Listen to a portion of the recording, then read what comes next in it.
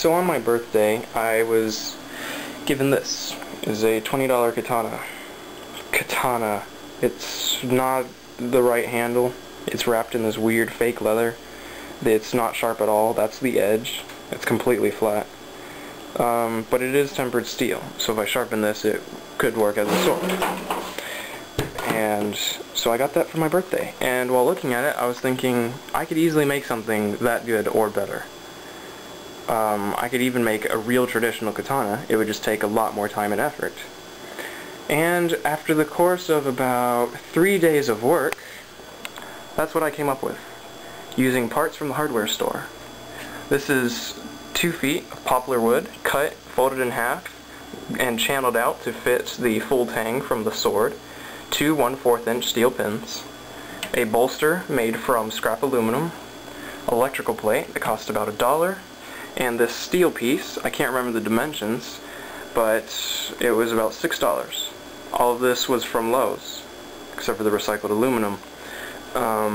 That makes the sword cost right about $9. It's not expensive at all. It was probably one of the cheapest weapons I've made, and it ended up looking very nice. The sword display doesn't do it justice, and it's straight, so it looks a little strange, in my opinion anyways. If I take this down, it has a full tang. The steel goes all the way through.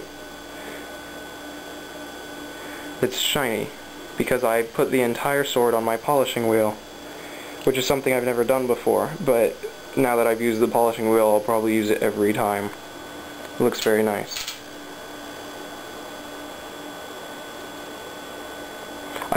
This was the first time I used aluminum from my forge that I cast, and this was also my first time using the drill press that I got for my birthday. And the drill press assisted in making the hollow handles, the holes for the pins, as well as the guard and the slit in the center, and the slit in the aluminum piece, because that was quite a pain to do without a drill press. This was cut with an angle grinder that pretty much was, besides this round piece, I always use the angle grinder with cut-off wheels, and then I filed this entire edge to make a bevel. And about near the time I was finishing up, it was taking too long, so I went on the belt sander, and that's how I finished it up. And then I went over, hand sanded all the steel, hand sanded that, and the handle, and the pins. So basically you need a lot of sandpaper. And then I went to the polishing wheel and tried that out for probably the second time in its lifetime. And yeah, it's a very nice display sword. If I had a sword forge, I could temper it, put an edge on it, and I could actually use it as a sword. And if I had a sword forge, I would actually make a lot more swords and possibly sell them. This is just a display piece. It was my prototype, and I'll have to make a wall mount for it, because this wall mount is for my other sword that I bought. I did not make this because this has too much steel. It would just be so much work to do.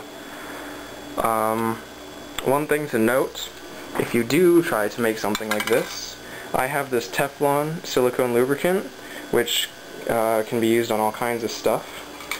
But the main thing is waterproofs, protects, lubricates rubber, plastic, metal, wood, and leather, and prevents mechanical squeaking, binding, snow sticking, and rusting.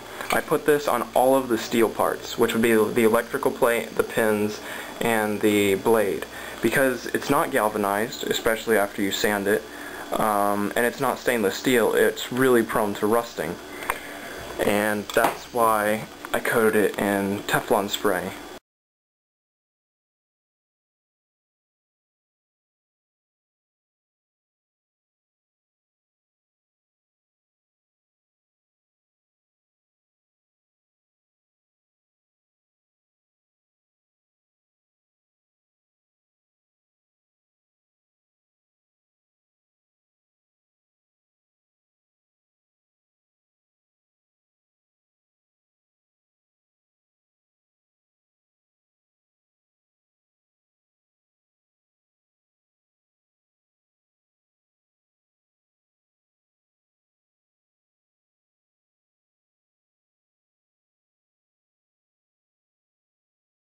thanks for watching.